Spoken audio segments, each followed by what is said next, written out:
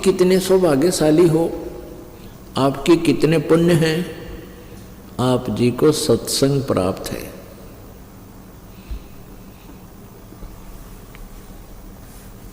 अब लाल की कीमत को जोर ही जान सकता है, आप नहीं, वो स्वयं नहीं जानता। तो ये दास जौहरी है, आप लाल हैं। आपकी कीमत, आपकी किस्मत, आपके जो शुभ कर्म जन्म जन्मांतर के, ये दास बता सकता है आपके ऊपर कैसी कृपा है। इस सच्चे दरबार में चाहे कोई दुखी आया है, कोई कष्ट निवारण के लिए आया है, वो कष्ट उसके लिए वरदान बन जाएगा। कष्ट तो निवारण होगा ही होगा, वास्तविक वस्तु का भी ज्ञान हो जाएगा।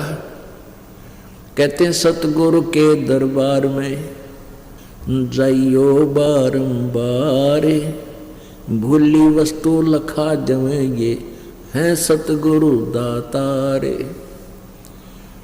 सतगुरु के दरबार में जाइयो बारंबार। जिस वस्तु को हम भूल चुके हैं, हम इस संसार संपत्ति और यहाँ की कार कोठियों को अपना मान बैठे हैं, कहते हैं सत्संग में आपको एक ऐसी चीज याद दिलाई जाएगी जो आपको अब भूल लग गई थी। आपको ये ज्ञान सत्संग में ही सतगुरु ही करा सकते हैं। काया तेरी है नहीं, ये माया कहाँ से हो, चरण कमल में ध्यान रखो, इन दोनों को खोए। परमात्मा कहते तो जिस संपत्ति ने अपनी मान्य बैठा, तेरा शरीर अपना को नहीं।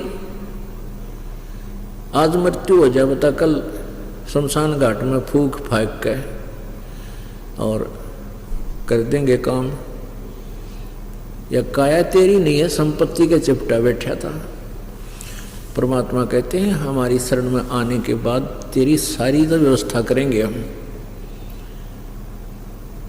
क्योंकि प्रत्येक प्राणी धनी बनना चाहता है और धनी बनने के लिए वो दिन रात प्रयत्न करता है। दिन में मेहनत करता है, रात में सकीम बनाता है, लेकिन फिर भी कुछ नहीं बन पाता।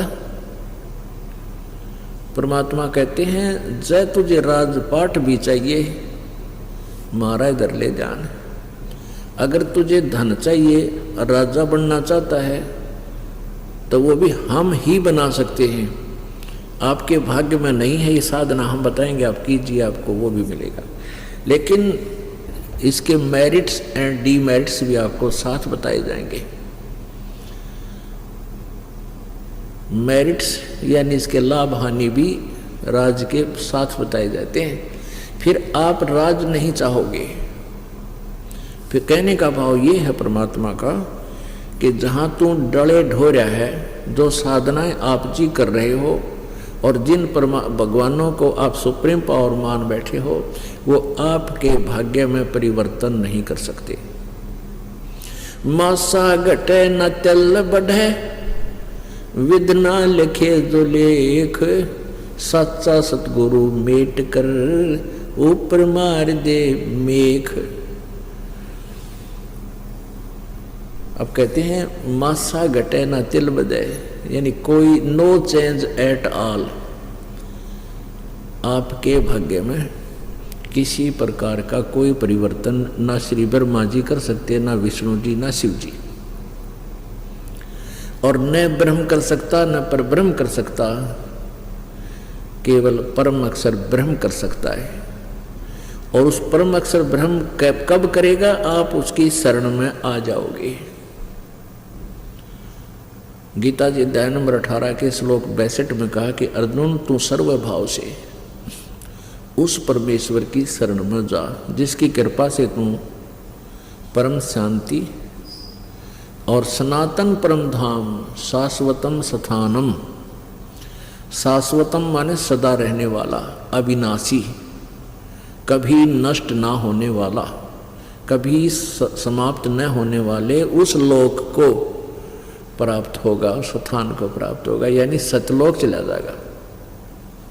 किसकी शरण में जावे? गीता जी अध्याय नंबर 8 के श्लोक नंबर 1 में अर्जुन ने पूछा कि आपने गीता जी अध्याय नंबर 7 के श्लोक नंबर 29 में जिस तत्ब्रह्म का जिक्र किया है कि उसको जानने के उपरांत और सारे आध्यात्मिक कर्मों से परिचित होने के उपरांत और इस ज्ञान से परिचित तत्व ज्ञान से परिचित होने के उपरांत प्राणी जरा और मरण, जरा माने बुढ़ापा, वृद्धावस्था और मरण मृत्यु से ही छूटने का प्रयत्न करता है। वो कौन है? वो तत्ब्रह्म। किम तत्ब्रह्म? 8वें अध्याय के प्रथम मंत्र, 8वें अध्याय के 3रे श्लोक में गीता ज्ञानदाता कहता है वो परम अक्षर ब्रह्म है। यानी गीता ज्ञानदाता से कोई और सुप्रीम पावर है जिसकी शरण में जाने से परम शांति को और सनातन परम धाम को, सतलोक को प्राप्त होगी। तो यहां कोई जीव सुखी नहीं, कोई तन से दुखी, कोई धन से दुखी, कोई धन के अभाव में दुखी, कोई संतान के अभाव में दुखी, कोई संतान से दुखी। परमात्मा परमेश्वर कबीर जी ने आगे बताया है, भाई तन दर सुखिया कोई न देखा, जो देखा सो दुखिया हो।